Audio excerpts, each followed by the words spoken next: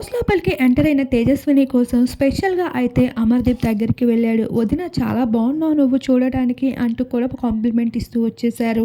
ఇక ప్రశాంత్‌తో కాసేపు సరదాగా మాట్లాడుతూ "చాలా బాగా ఆట ఆడుతున్నావు. మా అమర్‌కి కాస్త మాట్లాడే తీరు సరింగా ఉండదేమో గానీ, తన మనసుతో ఏ విధంగా ఆలోచిస్తాడనే విషయం నాకు తెలుసు" అంటూ చెప్తూ వస్తుంది. ఇక ప్రశాంత్ పక్కకు వెళ్ళాకైతే శివాజీ కోసం చెప్పడం జరుగుతుంది. ప్రశాంత్‌ని అడ్డుపెట్టుకొని విన్నర్ అయిపోవాలని చాలామంది ఆశపడుతున్నారు అన్నట్లుగా అయితే ఇండైరెక్ట్ హింట్స్ అయితే ఇచ్చేస్తూ వచ్చేసింది.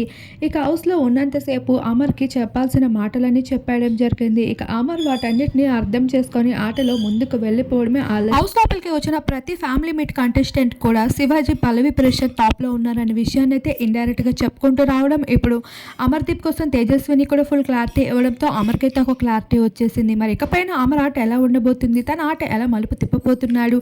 అసలు గ్రూప్స్ ఫ్రెండ్షిప్స్ ఏవి పెట్టుకోవద్దు అన్న తేజస్విని మాటల్ని ఎంతవరకు లెక్క చేస్తాడో చూడాల్సి ఉంది.